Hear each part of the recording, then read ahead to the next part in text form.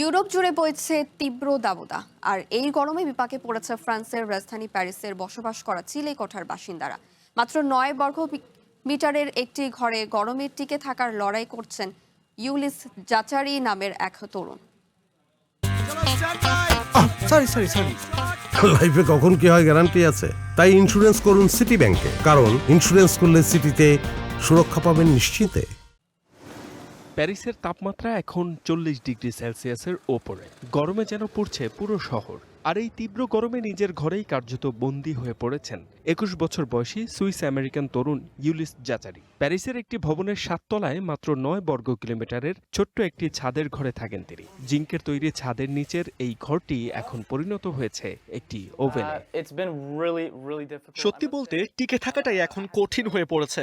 জানলা খুলে ফ্যান ছেড়েও কোনো লাভ হচ্ছে না। ঘুমানোর আগে গোসল করছি, শরীর ঠান্ডা রাখতে ভেজা তোয়ালে গায়ে দিয়ে ঘুমানোর চেষ্টা করছি। গরমে শরীর যখন ক্লান্ত থাকে তখন কোনো কাজে মন দেয়া যায় না, অফিসেও মনোযোগ দিতে পারছি না।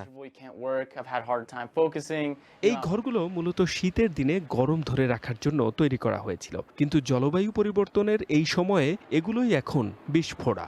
গরম থেকে বাঁচতে ইউলিস তার বিছানাটা জানালার একদম কাছে নিয়ে এসেছেন। এমনকি সোশ্যাল মিডিয়ার ট্রিক্স দেখে জানালায় ফয়েল পেপারও লাগিয়েছেন, যেন রোদ প্রতিফলিত হয়ে ফিরে যায়।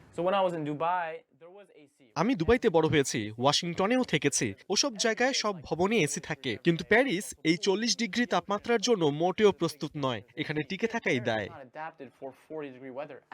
ঘরের ভেতরে টিকতে না পেরে এসি থাকা ফাস্টফুডের দোকানগুলোতে ছুটে বেড়াচ্ছেন ইউলিস। একটু স্বস্তি পেতে অনেকেই আবার ঝাঁপ দিচ্ছেন শহরের সেন্ট মার্টিন ক্যানালের ঠান্ডা পানিতে। বিশেষজ্ঞরা বলছেন, জলবায়ু পরিবর্তনের এই ধাক্কা সামলাতে প্যারিসের মতো শহরগুলোতে আরও বেশি গাছপালা রোপণ ও জলাশয় তৈরি করতে হবে। আপাতত আরও কিছু ফয়েল পেপার কিনে ঘরের তাপমাত্রা কমানোর চেষ্টা করছেন ইউলিস। তবে গরম যদি আর কয়েকদিন এভাবে চলতে থাকে, তবে প্যারিস শহর বসবাসের অযোগ্য হয়ে উঠবে বলে আশঙ্কা এই তরুণের। H M Ataullah, One International desk.